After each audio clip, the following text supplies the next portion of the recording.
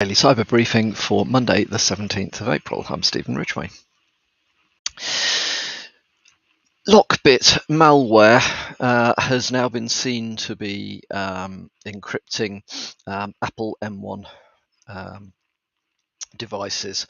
So looks like the team behind the Lockbit encryptors have been expanding somewhat. All we can say is keep an eye out for this stuff. It is, it's out there. I'm absolutely certain Apple will be looking at which particular ways the devices are being compromised, but just be aware that the encryptor has been uploaded to VirusTotal. So, in fact, actually, it was uploaded to VirusTotal a little while back, but it has now come to light. That it is actively attacking various different operating systems that previously haven't been the focus. So that includes macOS, ARM, FreeBSD, MIPS, and Spark architectures. Didn't realize anybody was still using things like MIPS and Spark, but there we are. If it's worth, maybe it's worth encrypting it, even if nobody uses it anymore. Who knows? Who knows? So keep an eye out. There will be patches forthcoming. I would be very confident to say. Talking of patching things, Google has released an emergency fix for a 0-day Chrome vulnerability. The vulnerability has been tracked as CVE 2023-2033 and can be exploited by a malicious web page to run arbitrary code in the browser. So surfing to a malicious website with a vulnerable browser could lead to your device being hijacked. Exploit code for this is said to be circulating. And I love this, the registers articles are sometimes so well written. It is, and I love this bit, it says, may well be in use already by miscreants. Well, we don't want that, do we? So recommendation is patch. So, generally Google Chrome is pretty good at keeping itself up to date. Tis worth restarting it occasionally just to make sure that it does remain properly up to date. We've spoken before about the consequences of the West being seen to support Ukraine in Ukraine's war with Russia. Russian APTs are increasingly focusing on NATO's allies in Europe in order to get information about the war in Ukraine. So this comes from a report by the Polish CERT and Military Counterintelligence Service. I think therefore we can be quite confident that there is some sense behind it. It isn't surprising, but it is worth reminding people that this stuff is going on. One of the pieces of malware that's been identified is dubbed NV Scouts, and it sends malicious .img or .iso files to the victim's machine. So it potentially has used zip files as well. So keep on top of the normal stuff. Patching is good. Make sure that you've got the indicators of attack, indicators of compromise in your SIEM, so that you would identify this stuff if it comes through. If you are in any way a kind of organization that may be holding information pertinent to the war in Ukraine. So the group that has been shown to be focusing on this is APT29, which is sometimes known as Nobelium, and I used to know it as Cozy Bear. So it is a well-funded, quite determined group. it was responsible for the SolarWinds supply chain hack back in December 2020. So, great deal of capability there. Keep an eye out for those guys. There's a campaign at the moment targeting WordPress plugins, surprise, surprise, and themes and theme vulnerabilities, injecting malicious code into websites.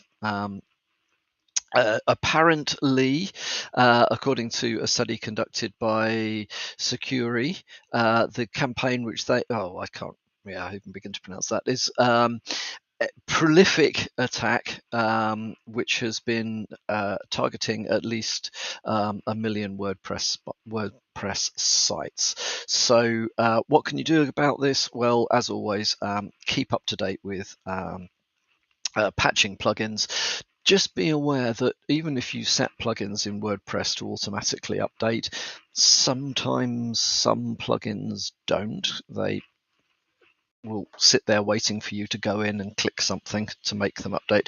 Suspect it may be around potential for an update disrupting the function of other plugins, plugin type dependencies. Not totally sure, but that's just what I've got a feel for when I've been looking at what updates and what doesn't update automatically in WordPress.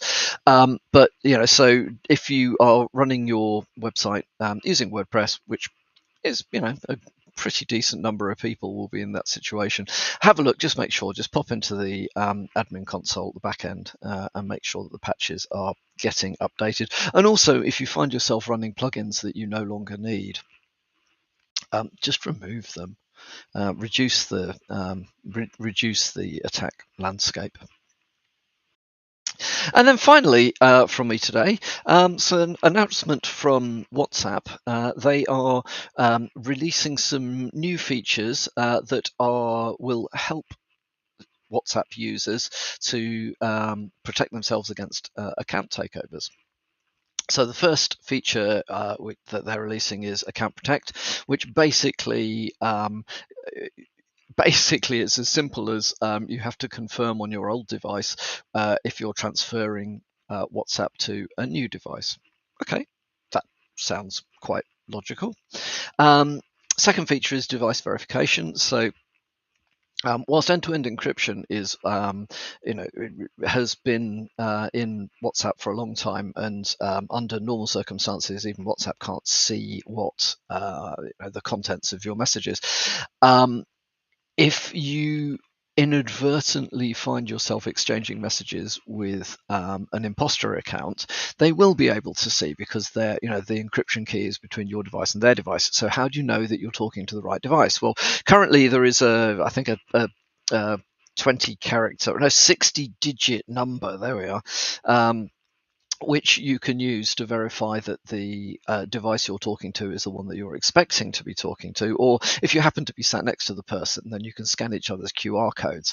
Although one would say, if you are sat next to the person, why don't you just talk to them rather than send them a message on WhatsApp? But there we are, well, you're right. So this device verification will now be done more. It will be done this device authentication will now be done automatically in the background. So it adds an additional layer of security to ensure that even if authentication keys can't be stolen, because they're verified through this new solution. So that sounds like a good thing to me.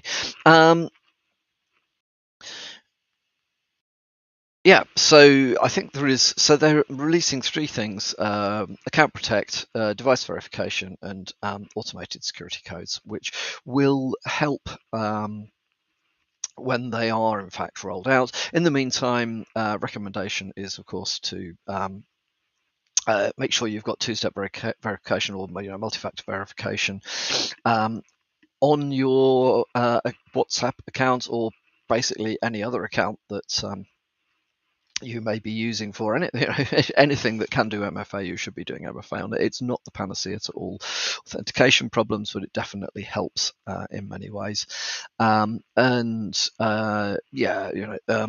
WhatsApp say make sure you've got end-to-end encrypted backups, so that even if your account gets taken over, you haven't lost access to all your messages. Well, that is quite enough from me for one morning. Hope you have a good day. Hope this is the start of a great week for you, and I will speak to you all again tomorrow morning. Bye bye.